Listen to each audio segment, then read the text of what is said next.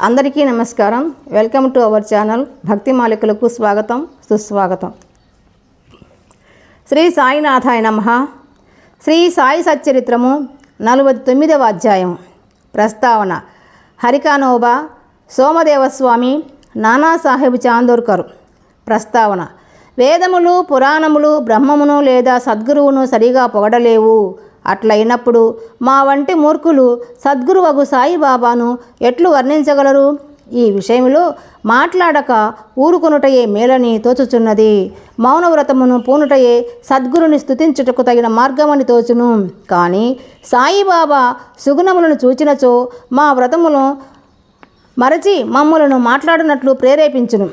మన స్నేహితులు కానీ బంధువులు కానీ మనతో లేకున్నచో మంచి పిండి వంటలు కూడా రుచింపవు. కానీ వారు మనతో ఉన్నచో ఆ పిండి వంటలు మరింత రుచికరములగును. సాయి లీలామృతము కూడా అట్టిదే. దీనిని మనము ఒంటరిగా తినలేము. స్నేహితులు బంధువులు కలిసినచో చాలా బాగుగా ఉండును. ఈ కథలను సాయిబాబా ప్రేరేపించి వారి ఇష్టానుసారము మాచే వ్రాయించెదరు. వారికి సర్వస్వ శరణాగతి అనర్చు వారి యందే ధ్యానము నిలుపుట మా కర్తవ్యము. తీర్థయాత్ర, వ్రతము, త్యాగము, దానముల కంటే తపస్సు చేయుట గొప్ప. హరిని పూజించుట తపస్సు కంటే మేలు. సద్గురుని ధ్యానించుట అన్నింటికంటే మేలైనది. కాబట్టి మనము సాయి నామమును నోటితో పలుకుచు వారి పలుకులను మననము చేయుచు వారి ఆకారమును మనస్సున భావించుకొనుచు వారిపై హృదయపూర్వకమగు ప్రేమతో వారి కొరకే సమస్త కార్యములను చేయుచుండవలను. సంసార బంధము నుండి తప్పించుకొనుటకు దీనికి మించిన సాధనము లేదు. పైన వివరింపబడిన ప్రకారము మన కర్తవ్యమును మనము చేయగలిగినచో సాయి తప్పనిసరిగా మనకు సహాయము చేయును, తుదకు మోక్షమునిచ్చును. ఇక ఈ అధ్యాయములోని కథల వైపు మరలుదుము. హరికానోబా.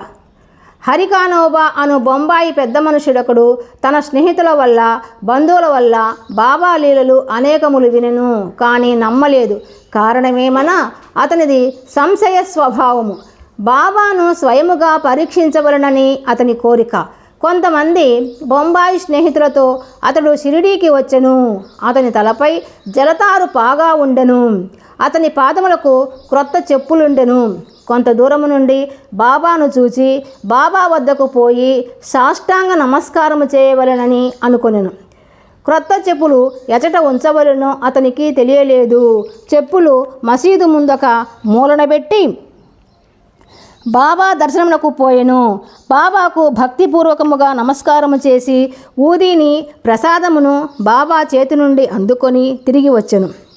మూలకు పోయి చూసేసరికి చెప్పులు కనిపించలేదు. చెప్పుల కొరకు వెదకెను. కానీ నిష్ప్రయోజనమయ్యెను. చాలా చికాకు పడుచు బసకు వచ్చెను.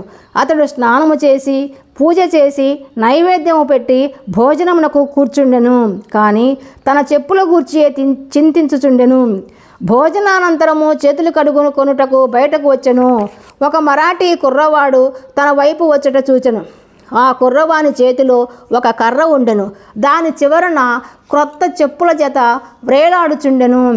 చేతులు కడుగుకొనుటకు బయటకు వచ్చిన వారితో అతడు బాబా తనను పంపెననియు వీధిలో హరికాపేట జరీకాపేట అని అరుచుమనియు చెప్పెననెను. ఎవరైనా ఆ చెప్పులు తమవే అన్నచో అతని పేరు హరి అనియు అతడు కానోబా కొడుకనియు అతని తలపై జరీపాగా కలదా అను సంగతి పరీక్షించిన తరువాత చెప్పులను ఇచ్చివేయమని చెప్పెనను. ఈ కుర్రవాడిట్లు చెప్పుట విని హరికానోబా ఆశ్చర్యానందములు పొందెను. కుర్రవాని వద్దకు పోయి చెప్పులు తనవని రూఢీ చేసెను. అతడు తన పేరు హరి అనియు తాను కానోబా కుమారుడననియు తన తలపై ధరించు జరీపాగాను చూపెను. ఆ కుర్రవాడు సంతృప్తి చెంది చెప్పులను ఇచ్చివేసెను. హరికానోబా మిక్కిలి ఆశ్చర్యపడెను. తన జల్తారుపాగా అందరికీ కనిపించవచ్చును గాని తన తండ్రి పేరు బాబాకెట్లు తెలిసెను? అదియే షిరిడీకి మొదటిసారి తన రాక. అతడు అతడుకు బాబాను పరీక్షించుటకే వచ్చెను. ఈ విషయము వల్ల అతడు బాబా గొప్ప సత్పురుషుడని గ్రహించెను. అతనికి కావలసినది బాబాను పరీక్షించుట. అది పూర్తిగా నెరవేరెను. సంతోషముతో ఇంటికి పోయెను. సోమదేవస్వామి. బాబాను పరీక్షించుటకై ఇంకొకరు వచ్చిరి. వారి కథను వినుడు. కాకాసాహెబ్ దీక్షిత్ తమ్ముడు భాయీజీ నాగపూర్లో నివసించుచుండెను. 1906 సంవత్సరంలో హిమాలయమునకు పోయినప్పుడు సోమదేవస్వామి అను సాధువుతో అతనికి పరిచయం కలిగెను. ఆ సాధువు గంగోత్రికి దిగువ ఉత్తర కాశీకి చెందినవారు. వారి మఠము హరిద్వారములో కలదు. ఇద్దరు పరస్పరము తమ చిరునామాలు వ్రాసికొనిరి. 5 సంవత్సరముల పిమ్మట సోమదేవస్వామి నాగాపూరు వచ్చి భాయాజీ ఇంట్లో దిగెను. బాబా లీలలను విని సంతసించెను. షిరిడీకి పోయి బాబాను చూడవలనని అతనికి గట్టి కోరిక కలిగెను. భాయీజీ వద్ద నుంచి పరిచయపు ఉత్తరమును తీసుకొని షిరిడీకి పోయెను. మన్మాడు కోపరగాం దాటిన పిమ్మట టాంగా చేసుకొని షిరిడీకి పోవుచుండెను. షిరిడీ సమీపమునకు రాగా మసీదుపై 2 పెద్ద జెండాలు కనిపించెను. సాధారణముగా యోగులు వేర్వేరు వైఖరులతోనూ వేర్వేరు జీవన పద్ధతులతోనూ వేర్వేరు బాహ్యాలంకరములతోనూ ఉందురు. కానీ ఈ పై గుర్తులను బట్టియే యోగి యొక్క గొప్పదనమును కనిపెట్టలేము. సోమదేవస్వామికి ఇదంతయు వేరే పంథాగా తోచెను. 2 పతాకములు ఎగురుట చూడగానే తనలో తాను, ఈ యోగి జెండాల యందు ఏల మక్కువ చూపవలెను, అది యోగికి తగినది కాదు. దీనిని బట్టి ఈ యోగి కీర్తి కొరకు పాటుపడుచున్నట్లు తోచుచున్నది అనుకొనెను. ఇట్లు ఆలోచించుకొని షిరిడీకి పోవుట మానుకొన నిశ్చయించినట్లు తనతోనున్న ఇతర యాత్రికులకు చెప్పెను. అతనితో వారు ఇట్లనిరి, అట్లయినా ఇంత దూరం వచ్చితివేళ? జెండాలను చూచినంతలో నీ మనస్సు చికాకు పడినచో షిరిడీలో రథము, పల్లకి, గుర్రము మొదలగు బాహ్యాలంకారములు చూచినచో మీరెంత చికాకు పొందెదవు? సోమదేవస్వామి గాబరాపడి ఇట్లనెను, గుర్రములతోనూ పల్లకితోనూ జట్కాలతోనూ గల సాధువులను నేనెచ్చటా చూచి ఉండలేదు. అట్టి సాధువులను చూచుట కంటే తిరిగి పోవటయే మేలు అనెను. ఇట్లనుచు తిరుగు ప్రయాణమునకు సిద్ధమయ్యను. తక్కిన తోటి ప్రయాణికులు అతనిని తన ప్రయత్నమును మాని షిరిడీలోనికి పొమ్మనిరి. అట్టి వక్రాలోచనను మానుమనిరి. బాబా ఆ జెండాలను కొని తక్కిన వస్తువులు కానీ ఆడంబరములను కానీ కీర్తిని కానీ లక్ష్య పెట్టని వారని చెప్పిరి.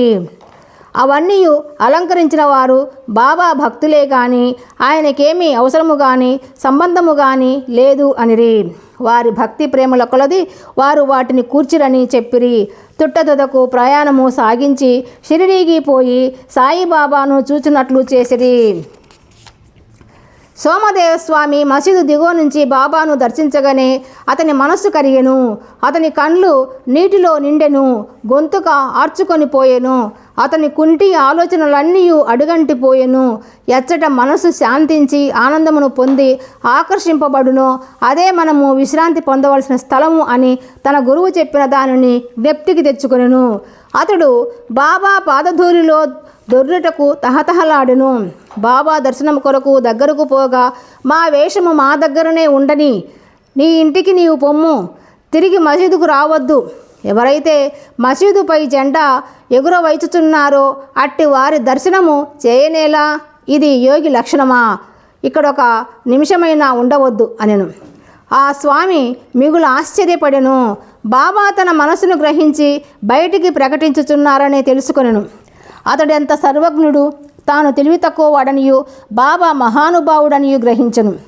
బాబా అందరినీ కౌగిలించుకొనుట, కొందరిని ఆశీర్వదించుట, కొందరిని ఓదార్చుట, కొందరి వైపు దాక్షిణ్యముతో చూచుట, కొందరి వైపు చూచి నవ్వుట, ఊదీ ప్రసాదమును కొందరికి ఇచ్చుట, ఇట్లు అందరినీ ఆనందింపజేసి సంతృప్తిపరచుట చూచి తననొక్కరినే ఏల ఇంత కఠినముగా చుచ్చుచుండెనో అతనికి తెలియకుండెను.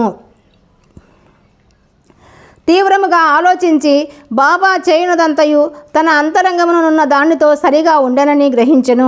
దానివల్ల పాఠము నేర్చుకొని వృద్ధి పొందుటకు యత్నించవలనని గ్రహించెను. బాబా కోపము మారు రూపముతో నన్ను ఆశీర్వాదమే అనుకొనెను. కొన్నాళ్ల పిమ్మట బాబా యందు అతనికి నమ్మకము బలపడెను. అతడు బాబాకు గొప్ప భక్తుడయ్యెను. నానాసాహెబ్ చాందోర్కర్. ఈ అధ్యాయమును హేమాడ్ పంత్ నానాసాహెబ్ చాందోర్కర్ కథతో ముగించెను.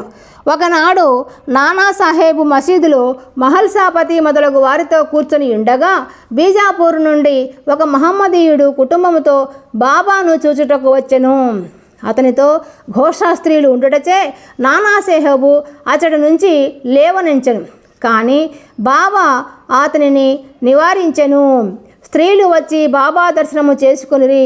అందులో ఒక స్త్రీ ముసుగు తీసి బాబా పాదములకు నమస్కరించి తిరిగి ముసుగు వేసుకును.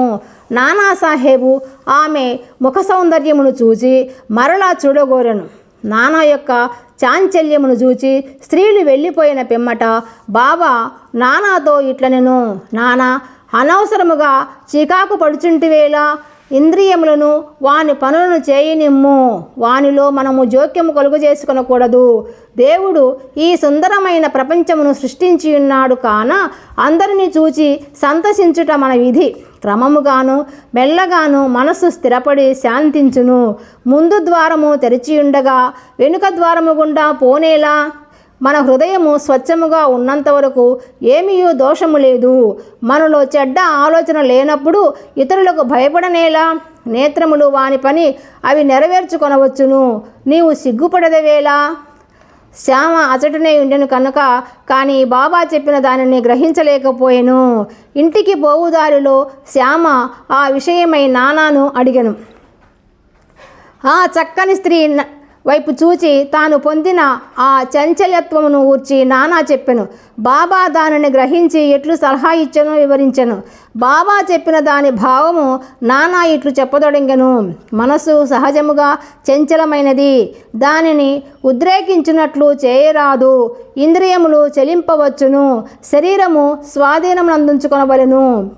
దాని ఓరిమి పోవునట్లు చేయరాదు. ఇంద్రియములు విషయముల వైపు పరిగెత్తును, కానీ మనము వాని వెంట పోరాదు. మనము విషయములను కోరకూడదు.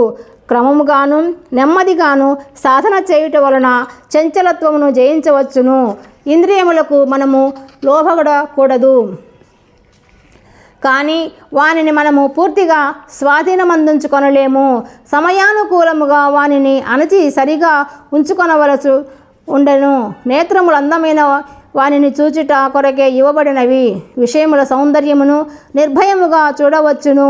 భయమునకు గాని లజ్జకు గాని అవకాశము లేదు. దురాలోచనలు మనసునందుంచుకొనరాదు. మనస్సున ఎట్టి కోరికయు లేక భగవంతుని సుందరమైన సృష్టిని చూడుము. ఈ విధముగా ఇంద్రియములను సులభముగాను సహజముగాను స్వాధీనము చేసుకొనవచ్చును.